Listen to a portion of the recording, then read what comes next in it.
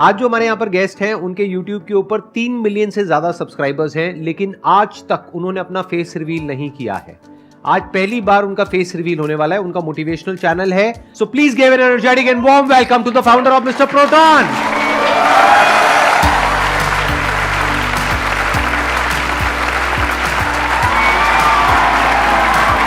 अरे अरे गले पे प्लीज बैठिए। सर मैं 2016 में आपका सेशन हुआ था, फंडू फंडाज नाम की आपकी एक सीरीज़ थी, उसमें मैं एज अ ऑडियंस आया था, बैठा हुआ था 2016 अच्छा। में। हाँ, और मैं पीछे पीछे बैठा हुआ था। मैं सोच रहा था मेरा नंबर आ जाए कैसे भी करके क्वेश्चन पूछने में या आपसे बात करने में, लेकिन अगर मैं वहाँ से निकल करके यहाँ पर आ सकता हूँ तो इस दुनिया में कोई भी कुछ भी कर सकता है। बहुत बढ़िया। आपने अपना ये चैनल कब शुरू किया था? कौन से साल में शुरू किया था? 2016 में ही किया था। आपका सेशन देखा। कहाँ से आई है मोटिवेशन अपना चैनल शुरू करने की, स्पेशली एक मोटिवेशनल चैनल? आपको 2014 से मैं फॉलो कर रहा हूँ। ठीक है। मैं 10th क्लास में था उस टाइम। सर का लास्ट लाइफ चेंजिंग सेमिनार जो था वो आया था यूट्यूब के ऊपर, तो उसको मैंने देखा था। मैंने कहा यार क्या बंदा है ये, मतलब खतरनाक है, स्टेज पे फायर लगा देता है पूरी तरीके से। मतलब ऐसा बंदा मैंने पहले कभी नहीं देखा था। मैंने कहा मोटिवेट होना है तो इनसे होना है और इनके जैसा बनना है। तो फिर मैंने सर की अडेप्टेशन लेना स्टार्ट कर दिया। सर जैसे बोलते थे वैसे हाथों को हिलाना, ऐसे कॉफ़ी पीते हैं तो भी ऐसे करते हैं सर।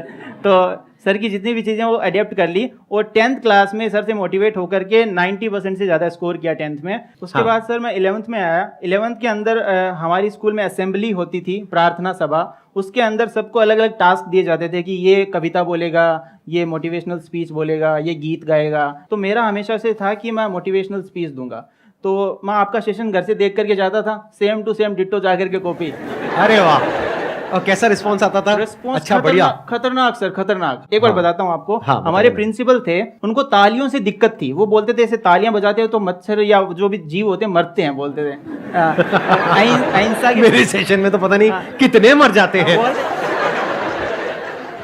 तो उन्होंने कहा कि तालियां नहीं बजानी है, अगर अप्रिशिएशन करना है तो ऐसे फूल ऐसे बरसा दो हाथों से।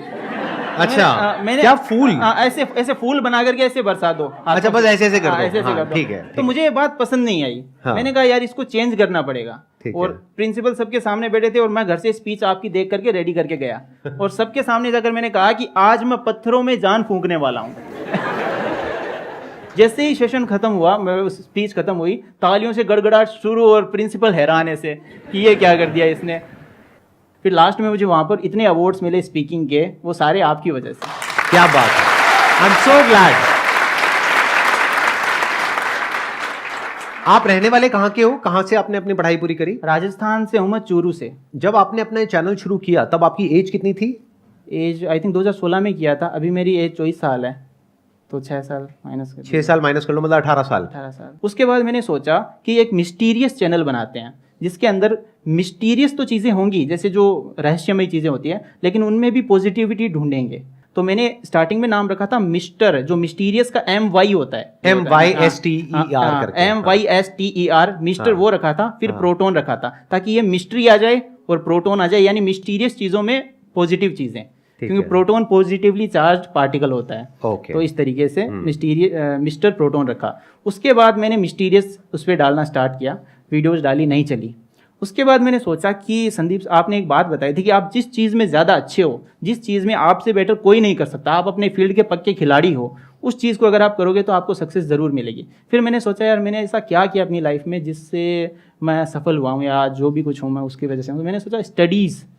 तो मैंने क्या किया, एज इट इज़ जो चीज़ें मैं फॉलो करता था अपनी पढ़ाई में, वो कि वो वीडियो में एज ए वीडियो बना दी और सारी चीज़ें में वो वीडियो डालते ही वीडियो में एक दिन में 1 मिलियन व्यूज़ आ गए उसमें। एक दिन में 1 मिलियन? और क्या नाम था उस वीडियो का? उस video secret study tips to score highest in every exam. वो कौन से ईयर की बात है? वो बात है 2017 की। फिर उसके बाद में आपने और वीडियोस डाली होंगी, तो प्रॉपर इनकम आनी कब शुरू हुई आपको यूट्यूब से? उससे पहले सर एक घटना और हो गई थी। उससे पहले ये हो गया था, वो वीडियो जब चली ना, मेरी वायरल हुई, तो मेरे सब्सक्राइबर्स इतने मतलब रैपिडली बढ़ने लगे। सडनली एक दिन सुबह उठता हूँ, यूट्यूब से मेल आता है कि your channel has been terminated.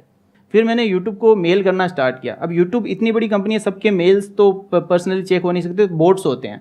तो वो जैसे ही अपन मेल करते हैं 1 सेकंड में रिप्लाई आ जाता है। मुझे पता था ये बोट रिप्लाई कर रहा है, तो मैंने 3 महीनों तक लगातार यूट्यूब को मेल किए। और फाइनली एक दिन मैं बैठा हुआ था, मेल कर ही रहा था सुबह से, अचानक से उस दिन टाइम लगा थोड़ा मेल का रिप्लाई आने में, लेकिन उस दिन आया कि हमने आपका चैनल चेक किया, कोई प्रॉब्लम नहीं है, हम आपको वापस से इसको रीइनिशिएट करते हैं चैनल को। अच्छा, उसके बाद में क्या आपका जो सक्सेस का ग्राफ है वो ऐसा रहा, या फिर अप फिर डाउन, फिर अप फिर डाउन, कैसे चला आपका यूट्यूब का करियर? स्टार्टिंग में तो एकदम अप जाता है, उसके बाद डाउन भी आते हैं, वापस से अप जाते हैं। ये जिंदगी है, ये कभी ऐसे नहीं चलती, ऐसे चलती है, हमेशा अप डाउन आते रहते हैं। उसके बाद सर 2019 के अंदर मेरे साथ एक ट्रेजेडी हुई। दिवाली का दिन था और मेरे मतलब स्लिप डिस्क हो गई थी, जो बैकबोन में फ्रैक्चर होता है वो हो गया था। तो उसकी वजह से मैं चल नहीं पा रहा था, उठ नहीं पा रहा था, बैठ नहीं पा रहा, सब में दिक्कत होती है उसमें। फिर मैंने उस पर रिसर्च करना स्टार्ट किया प्रॉपर। मैंने कहा ये कैसे होती है, इसको ठीक कैसे किया जाता है। फिर मैं उसके डीप में गया, मैंने कहा स्लिप डिस्क की ये एक्सरसाइज होती है, वो एक्सरसाइजेज मैंने करनी स्टार्ट करी और धीरे धीरे मुझे इंप्रूवमेंट दिखनी स्टार्ट हुई और 1 महीने के अंदर मैं वापस से चलने लगा, वापस से बैक टू नॉर्मल लाइफ। उसके बाद स्लिप डिस्क होने के बाद 2020 में स्लिप डिस्क वापस से आती है पहले से मेजर फॉर्म में। बहुत ज़्यादा पेन होता था, वो पेन होने की वजह से मैं रात को सो नहीं पाता था।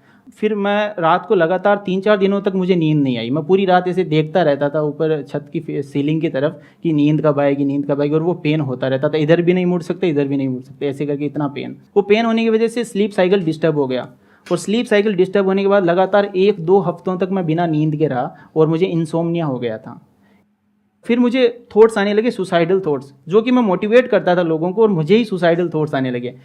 और मुझे लगा कि यार मतलब ये जो पेन अभी मैं सहन कर रहा हूँ, इससे अच्छा तो वो ख़त्म कर देना है सब कुछ, ऐसा लगने लगा। और फिर अंदर से आता यार नहीं यार, तुझे ऐसा नहीं करना है, तू कुछ करके जाएगा, ऐसे इतनी आसानी से इतनी नहीं जाना तुम्हें। तो उसके बाद एक दिन से रैंडमली मैं इसके बारे में रिसर्च कर रहा था। एक डॉक्टर मेरे सामने आए, वीडियो आई उनकी, डॉक्टर के वर्मा नाम था उनका। उनकी वीडियो आई, उन्होंने डिप्रेशन के कुछ सिम्टम्स बताए थे। उन्होंने कहा कि डिप्रेशन में नींद नहीं आती है, हर चीज़ में इंटरेस्ट खत्म हो जाता है, सुसाइडल थॉट्स आते हैं, ऐसे ऐसे करके। तो मुझे वो सिम्टम्स मैच करे सारे के सारे। फिर मैंने उन डॉक्टर को कॉल किया। फिर सुबह अगले दिन मैं उन डॉक्टर साहब के पास पहुंच गया। मैंने कहा सर ऐसा ऐसा हो रहा है, मुझे नींद नहीं आ रही है। तो बोला आपको डिप्रेशन है। मैंने कहा सर डिप्रेशन मुझे कोई प्रॉब्लम ही नहीं है, कोई स्ट्रेस ही नहीं लिया मैंने कभी आज तक ज़िंदगी में, मोटिवेटेड इंसान हूँ मैं, लोगों को मोटिवेट करता हूँ। तो बोला आजकल एक इंडिजिनस डिप्रेशन नाम की चीज़ है, जो ऑटोमेटिकली आजकल जो हम फूड हम खाते हैं उसमें सारे पौष्टिक वो तत्व नहीं होते, उसकी वजह से हार्मोनल लेवल इम्बैलेंस हो जाता है। जो सेरोटोनिन होता है उसका लेवल कम हो जाता है, जो फील गुड हार्मोन है वो कम हो जाते हैं और जो फील बैड हार्मोन्स है वो बढ़ जाते हैं, जैसे कोर्टिसोल वगैरह। I am not a health professional but मैं अपना एक्सपीरियंस शेयर कर रहा हूँ आप सबके साथ। तो उसके बाद में मैंने उनका ट्रीटमेंट लेना स्टार्ट किया। अब ट्रीटमेंट लेना स्टार्ट किया तो मुझे नींद आने लगी, सब कुछ ठीक होने लगा, पहले की तरह होने लगा, सब कुछ अच्छा लगने लगा। उस टाइम सर जब मैं डिप्रेशन में था और नींद नहीं आती थी, रात को मैं आपकी वीडियो देखता था, क्योंकि डर लगता था अंदर से कि अब ज़िंदगी कम ही दिन हो गया, लेकिन अपने फेवरेट इंसान की वीडियो देख लेते हैं। तो आप स्पिरिचुअलिटी में बताते थे इंसान कभी मरता नहीं है, सिर्फ शरीर मरता है, हम अमर रहते हैं। तो मैंने कहा चलो मरेंगे तो शरीर मरेगा, अपन तो जिंदा रहेंगे, कोई दिक्कत मतलब मेरी वीडियोस को लोग अलग तरीके से भी इंटरप्रेट कर लेते हैं। I understand. हाँ, मैं समझ गया, क्योंकि हर कोई मेरी वीडियो को अपनी जो सिचुएशन है उसके हिसाब से इंटरप्रेट करता है। Right, I understand. तो मैंने सोचा, उससे मुझे हिम्मत मिलती थी, मैंने उससे लड़ने की, मैं हार नहीं मानता था। मैंने कहा वो डर खत्म हो जाता था ना अंदर से, अगर डर खत्म हो गया फिर डर क्या लगेगा किसी चीज से। मैंने अभी देखा, अभी कुछ टाइम पहले आपके चैनल पे आपने कम्युनिटी पोस्ट किया है कि अभी डिप्रेशन की प्रॉब्लम अभी भी चल रही है। तो आप एग्जैक्टली बताएंगे अभी क्या हो रहा है उसमें? सर ऐसा, डिप्रेशन का जो ट्रीटमेंट होता है ना वो काफ़ी लंबे समय तक चलता है। ऐसा नहीं है 1 महीने दवाई ली उसके बाद दवाई बंद कर दी। तो मैंने क्या किया, सही होते ही दवाई बंद कर दी थी। मेरी सबसे बड़ी गलती ये थी। हाँ, ये गलती है, ये मैंने गलती थी, मैंने दवाई अपने आप से बंद कर दी थी, जबकि साइकेट्रिस्ट से बिना पूछे आपको दवाई बंद नहीं करनी चाहिए। वो और कब बंद करी आपने दवाई? ये मैंने 2020 में 2-3 महीने लेने के बाद बंद कर दी थी। ओहो, अच्छा। उसके बाद बंद, वो फिर डिप्रेशन का एपिसोड दोबारा आता है वो और बुरे तरीके से आता है। तो अब जब डिप्रेशन का टाइम था और मैं दवाई ले रहा था, तब मुझे पता चला कि यार मैं अकेला सब कुछ नहीं कर सकता, टीम बनानी पड़ेगी। उस टाइम सब कुछ अकेला करता था, स्क्रिप्टिंग, वॉइस ओवर, एडिटिंग, सारा काम मैं अकेला करता था। उसके बाद पता चला कि सबकी टीम होती है, एक टीम बना लेते हैं। तो स्टार्टिंग में मैंने एक राइटर को ज्वाइन करवाया, उसके बाद में एक एडिटर को पकड़ा, ऐसे करके पहले 3 जनों की टीम बनी। उसके बाद आज हम 10 जनों की टीम है जो इस चैनल पे वर्क कर रहे हैं। स्टार्टिंग में सर मैं बताऊं, हमारे एरिया में 10,000 रुपये महीना भी बहुत ज़्यादा मानते थे कि 10,000 रुपये महीना भी बहुत ज़्यादा होता है। आज मैंने 10 लाख टच कर दिया है महीने का।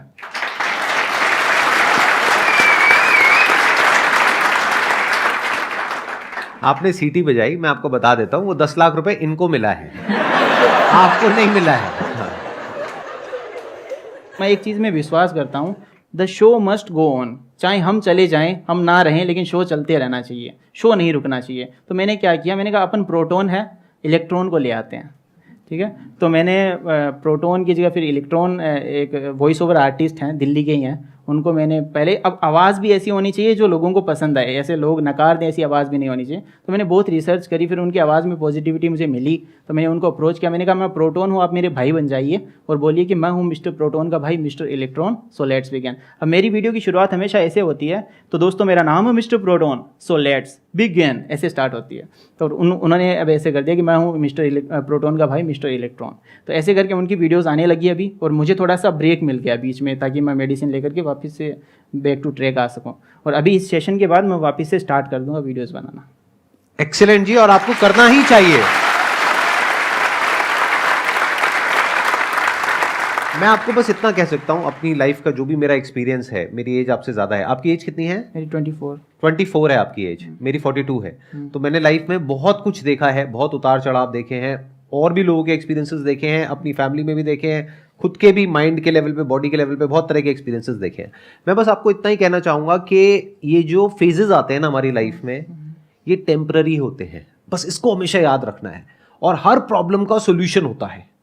कोई भी प्रॉब्लम कितनी भी बड़ी आपको लग रही हो उस टाइम पे, यानी आज हो सकता है आप लोगों की लाइफ में कोई बहुत बड़ी प्रॉब्लम हो, लेकिन वो आज बड़ी लग रही है, आने वाले 1 साल तक अगर आप हिम्मत रखते हो तो मेरी इस बात को याद रखना, 1 साल बाद आपको याद तक नहीं रहेगी कि ऐसी कोई प्रॉब्लम आई थी।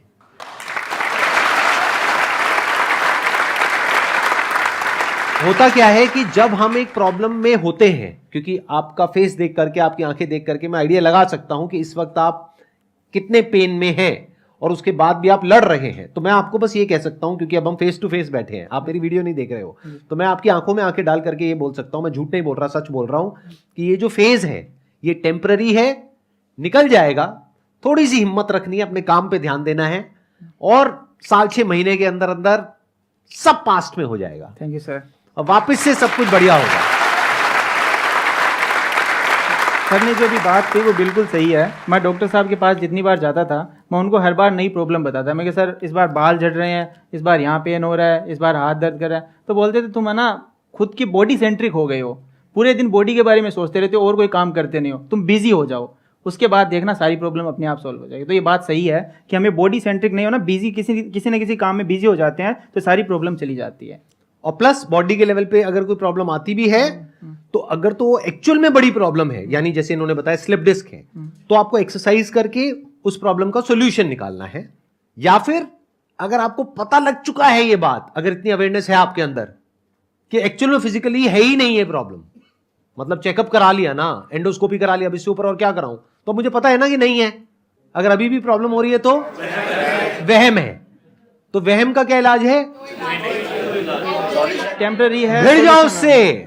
जैसे एक वहम होता है बड़ा ही कॉमन, बचपन में मुझे होता था, आपको भी होता होगा, अभी भी शायद कुछ लोगों को होता होगा। जब घर में कभी ऐसा होता है कि कोई नहीं होता और रात का वक्त होता है और आप सीढ़ियों से नीचे उतर रहे होते हो, तो ऐसा लगता है कि पीछे कोई है। ऐसा होता है नहीं होता है? और आप तेज उतरने लग जाते हो। कभी ऐसा फेस किया है ना आप लोगों ने?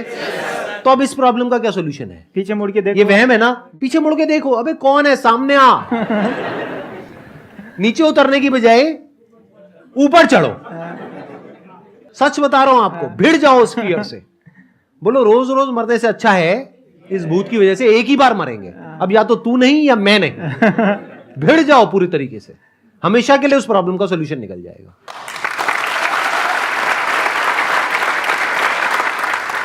थैंक यू सो मच अपनी ये स्टोरी आप यहाँ पर शेयर करने के लिए और इतना खुल करके दिल से सबके साथ में बात करने के लिए। और थैंक यू सर मेरा सपना पूरा करने के लिए आपसे मिलने का। अरे मोस्ट वेलकम जी, मोस्ट वेलकम।